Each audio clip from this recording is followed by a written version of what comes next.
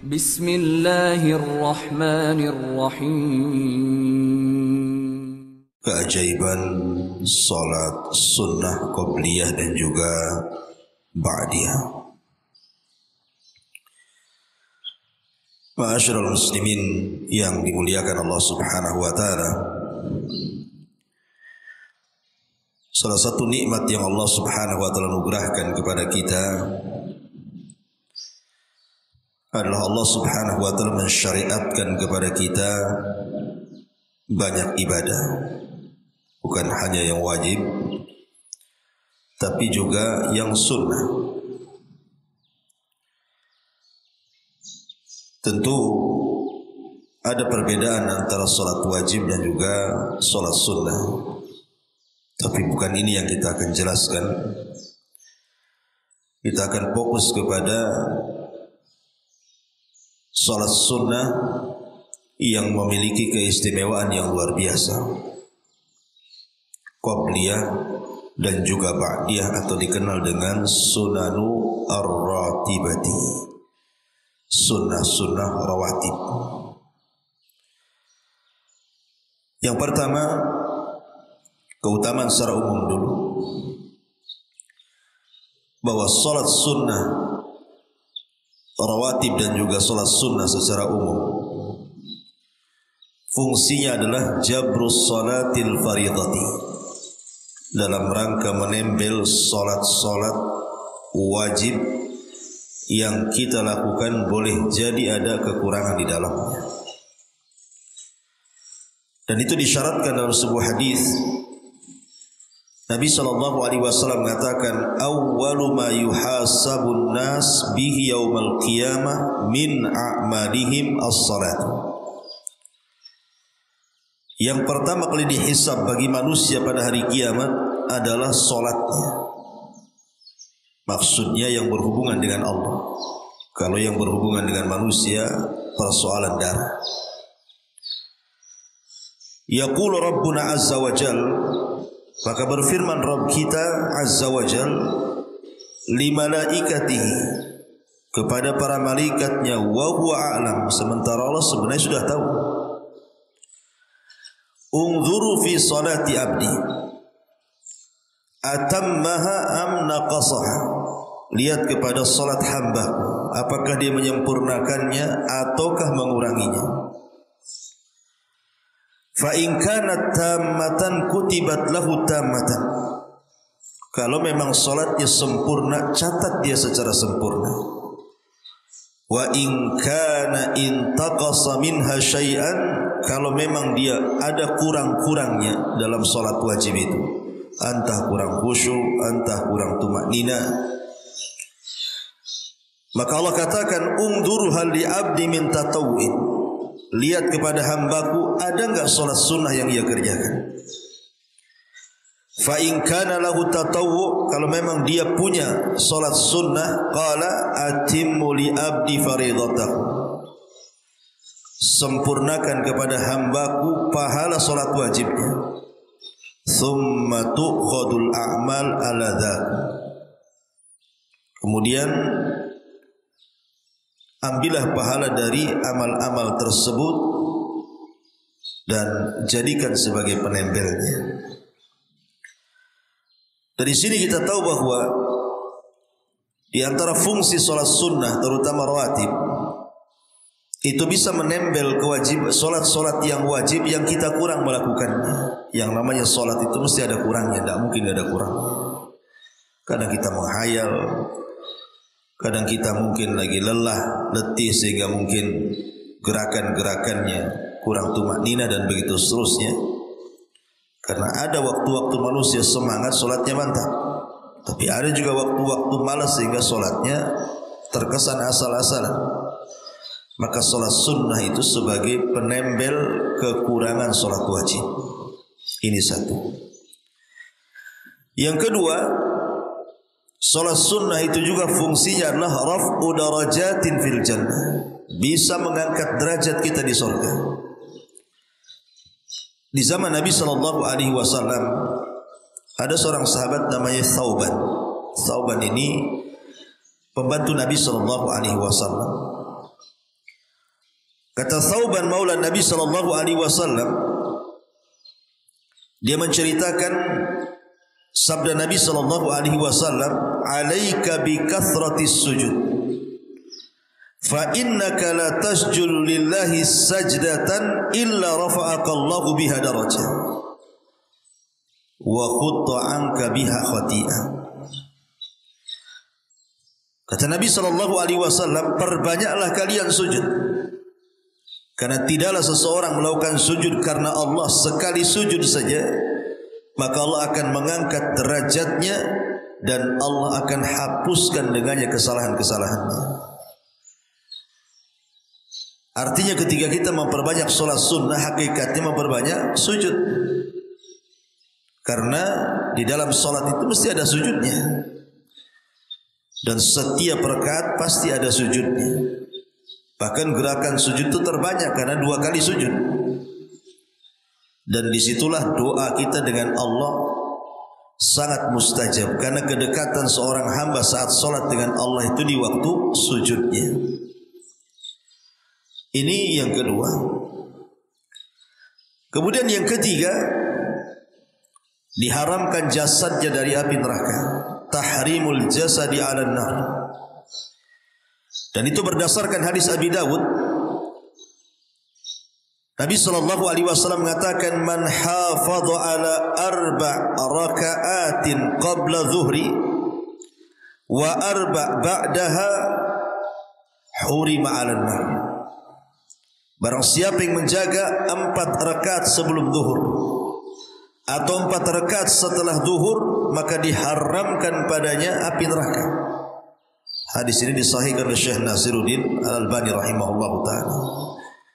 Dari sini ada faedah bahwa solat-solat sunnah itu bisa menjaga kita dan Allah haramkan jasad kita tersentuh api neraka. Kemudian juga yang nomor 4, bana lahu baitun fil jannah. Bunya lahu baitun fil jannah, akan dibangunkan padanya rumah di surga. Dan itu berdasarkan hadis Aisyah radhiyallahu anha. Nabi SAW mengatakan, "Man thabara ala thintai asyrata rak'atan minas sunnati banallahu lahu baitan fil jannah." Kata Nabi SAW, barang siapa yang menjaga 12 rakaat dari solat sunnah, Allah akan bangunkan baginya satu istana di surga. Luar biasa gitu ya. Artinya kalau setiap hari kita jaga 12 rakaat ini, berarti setiap hari akan dibangunkan istana di surga. Inilah keajaiban solat sunnah. Ini yang keempat. Kemudian yang kelima, bahwa solat sunnah itu sabil li hubbillahi azza wa jalla. Salah satu jalan menanamkan kecintaan Allah kepada kita. Kalau kita mencintai Allah, belum tentu Allah cinta dengan kita. Tapi kalau Allah yang mencintai kita, sudah barang tentu. Dalam sebuah hadis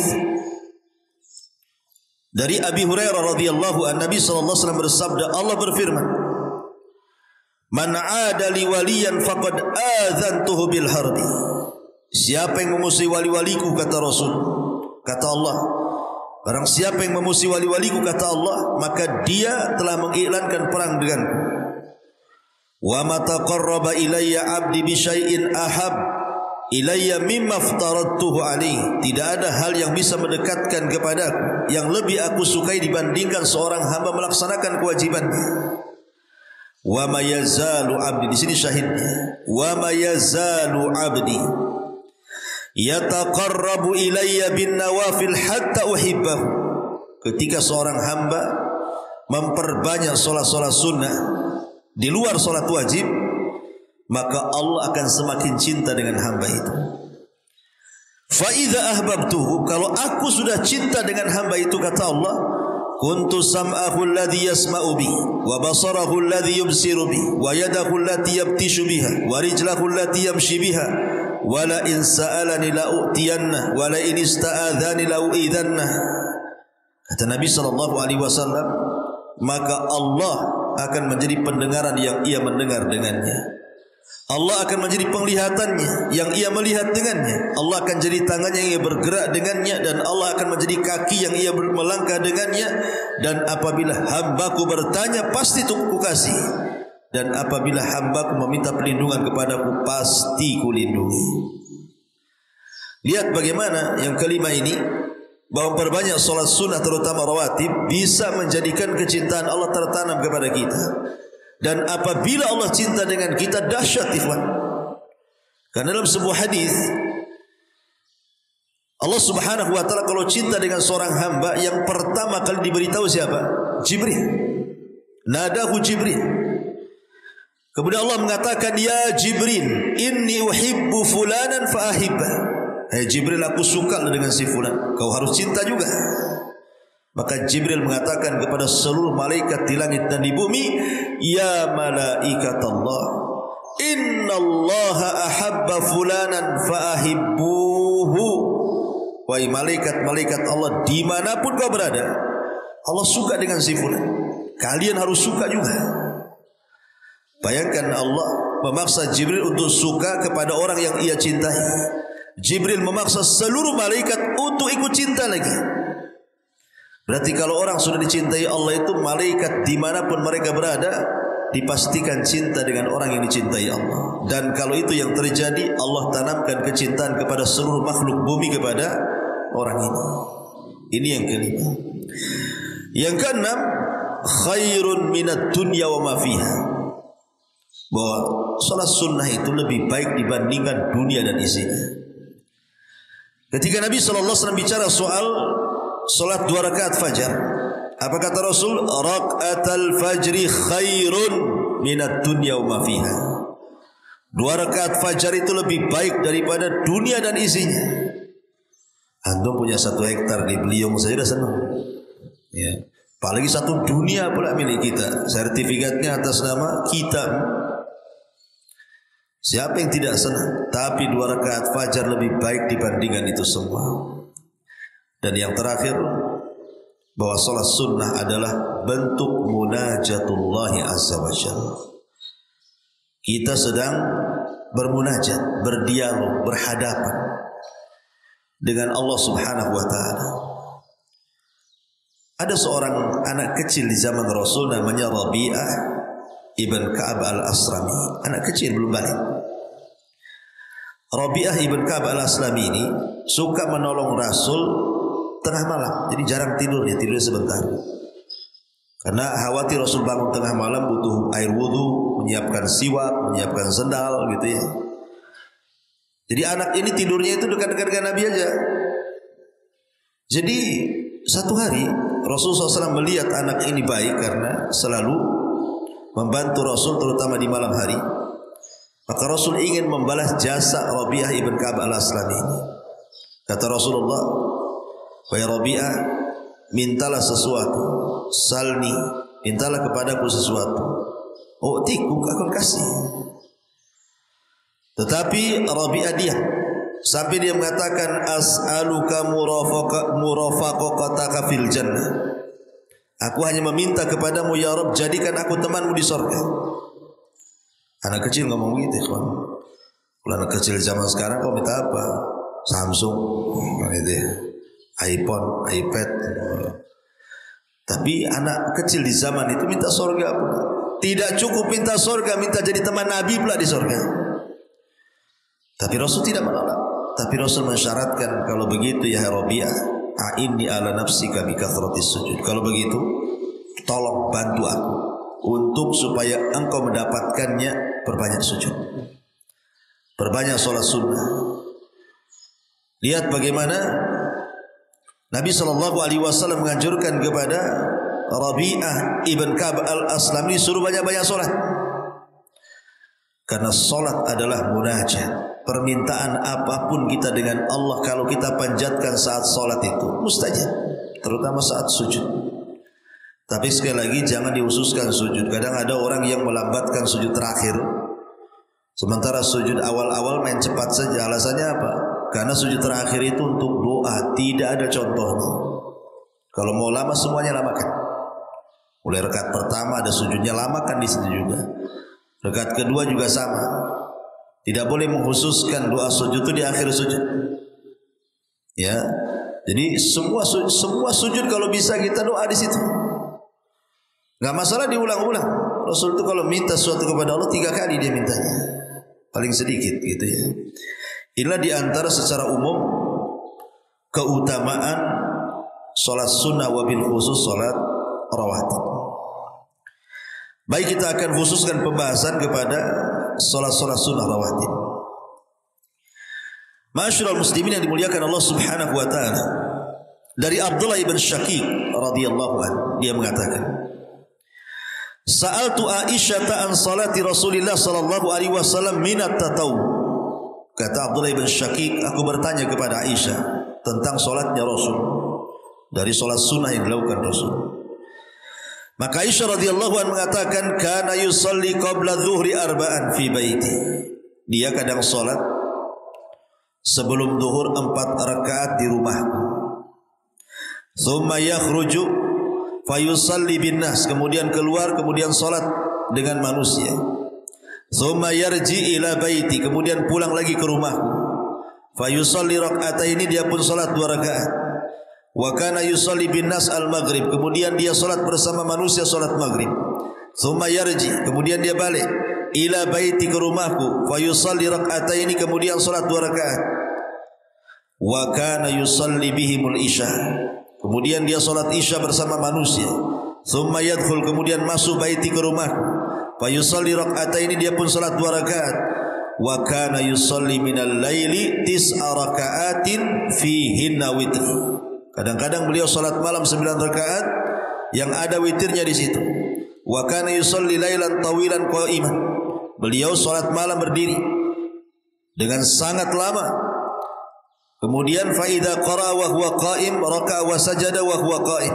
Apabila dia membaca, dia berdiri, kemudian ruku, kemudian sujud, kemudian dia berdiri sampai seterusnya, sampai kepada thumma yakhruju fayusalli bin nas salatal fajr. Wa kana idza tala al-fajru shalla rak'ataini. Kalau terbit fajar dia salat 2 rakaat. Kemudian keluar salat bersama manusia salat fajar. Dari sini kita tahu rawatib ini 4 rakaat sebelum zuhur. Kemudian 2 rakaat setelah zuhur. Kemudian 2 rakaat setelah maghrib. Berarti sudah 8 ya. Kemudian 2 rakaat sebelum fajar. Berarti 10. Dalam hadis Aisyah radhiyallahu anha 10. Kemudian juga dari Nafi, dari Abdullah bin Umar radhiyallahu anhu, anna Rasulullah sallallahu alaihi wasallam kana yusalli qabla dhuhri rak'atain. Kata Abdullah bin Umar, Rasul itu salat 2 rakaat sebelum zuhur. Kemudian wa ba'da rak'atain, kemudian setelah zuhur 2 rakaat. Wa ba'dal maghrib rak'atain, kemudian setelah maghrib 2 rakaat fi baiti, di rumahnya. Wa ba'da salatil isya rak'ataini, dan setelah isya juga 2 rakaat. Wa kana la yusalli ba'dal jum'ati hatta yansarifa fa yusalli rak'ataini.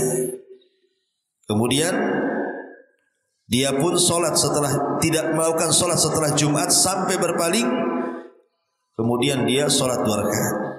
Hafal hadis Aisyah 12 ya, bukan 10. Saya ulangi hadis Aisyah pertama, 4 rakaat sebelum zuhur, 2 rakaat setelah zuhur, 2 rakaat setelah maghrib, 2 rakaat setelah isya, 2 rakaat setelah sebelum subuh. Itu 12 rakaat dalam hadis Aisyah ya. Dalam hadis Ibnu Umar ini dijelaskan 2 rakaat sebelum zuhur 2, 2 rakaat setelah zuhur 4, 2 rakaat setelah isya 6. Kemudian beliau di salat Jumat tidak salat di masjid, tetapi pulang kemudian salat di rumah 2 rakaat. Kemudian juga hadis dari Aisyah yang lainnya, anna Nabiy sallallahu alaihi wasallam kana la yada arba'an qabla dhuhri wa rak'atain qabla salatil ghada. Beliau tidak pernah meninggalkan 4 rakaat sebelum zuhur dan 2 rakaat sebelum subuh, arti alias 2 rakaat fajar. Ma'asyiral muslimin yang dimuliakan Allah Subhanahu wa taala. Maka dari sini ada perselisihan para ulama tentang salat sunnah rawatib itu 10 rakaat atau 12 rakaat. Di mana letak perselisihannya di sholat sunnah sebelum zuhur. Ada 2 rakaat, ada 4 rakaat gitu maksudnya ya. Yang mengatakan sebelum zuhur 4 rakaat berarti jumlah rawatib 12 rakaat. Bagi yang berpendapat sebelum zuhur 2 rakaat berarti sholat rawatib itu 10 rakaat gitu maksudnya. Ma'asyiral muslimin yang dimuliakan Allah Subhanahu wa taala. Tapi kalau kita lihat di sini, Nabi sallallahu alaihi wasallam kebanyakan melaksanakan sholat sunnah itu bukan di masjid, tetapi di rumahnya. Kenapa? Alasannya satu, hadis dari Zaid ibn Thabit, dia mengatakan Rasulullah SAW bersabda, "Sallu ayyuhan nas fi buyutikum fa inna afdala salatil mar'i fi baitihi illa salatal maktubah." Kata Rasul, salatlah kalian wahai manusia di rumah-rumah kalian, maksudnya salat sunnah. Karena seutama-utama salatnya seseorang di rumahnya kecuali salat wajib di masjid.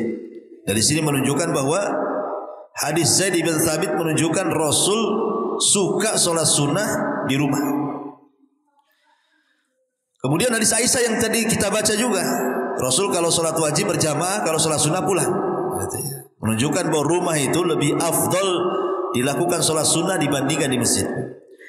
Alasan yang kedua, likaunihi akhfa wa ab'ad minar riya wa aswan minal muhbitah. Karena di rumah itu lebih ikhlas, lebih tersembunyi, lebih jauh daripada riya, sehingga menjauhkan seseorang dari hal-hal yang bisa membatalkan amalan. Kemudian yang ketiga, liyatabarrak al-baitu bidzalik, supaya rumahnya diberkahi. Wa tanzilu fihi rahmatu wal malaikatu, supaya rahmat turun dan para malaikat juga turun. Wa yanfiru minhu syaitan, dan supaya wa yanfiru minhu asyaitan, supaya setan lari dari rumah kita. Jadi sini liyatabarrak al-bait bidzalik, supaya rumah menjadi berkah. Wa yanzila fihi rahmat wal malaika, supaya rahmat dan malaikat turun.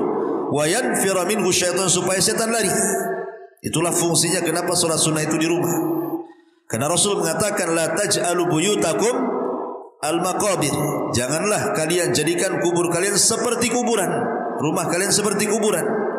Karena kuburan sepi, maka jangan kalian jadikan rumah kalian seperti sepinya kuburan. Lakukan ibadah-ibadah tadi. Dari sini menunjukkan inilah kemudian keutamaan sholat sunnah di rumah. Tetapi bukan berarti kalau sholat sunnah di masjid tidak boleh, tidak ada masalah. Karena terkadang orang itu kalau pulang ke rumah malas.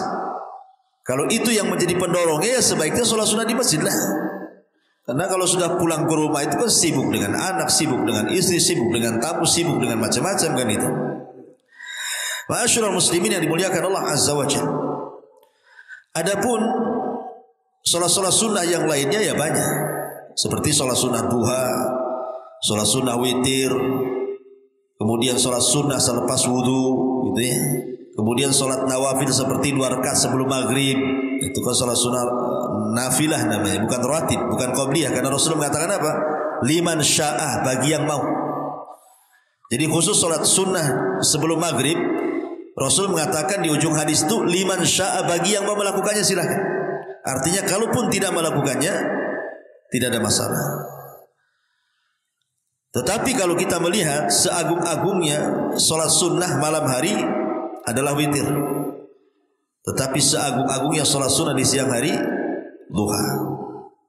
Jadi ada keagungan tersendiri gitu ya. Kalau duha sholat sunnah terbaik di siang hari, kalau witir sholat sunnah terbaik di malam hari. Dan witir boleh dilakukan setelah isya langsung ya. Tapi kalau seandainya dia mau menunggu sampai sepertiga malam lebih afdal kalau bisa bangun. Kalau tidak bisa bangun maka sebaiknya lakukan sebelum tidur gitu ya, setelah isya. Karena tidak semua kita bisa bangun di sepertiga malam. Ma'asyiral muslimin yang dimuliakan Allah Azza wa Jalla.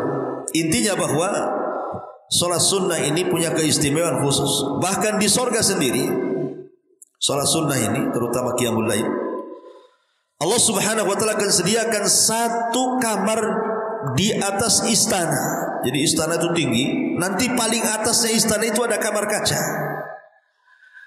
Yang kata Nabi SAW, yura zahiruha batinuha wa batinuha zahiruha. Jadi orang luar nampak ke dalam, dari dalam pula nampak keluar. Mungkin saya bahasakan rumah kaca kan nampak gitu. Kemudian para sahabat bertanya, Rasul itu kamar dari kaca yang indah itu apa untuk para nabi? Kata Rasul, bukan, siapapun bisa, asal kata Rasul lakukan beberapa perkara. Pertama, liman atabal kalam, kalau dia tutur katanya baik.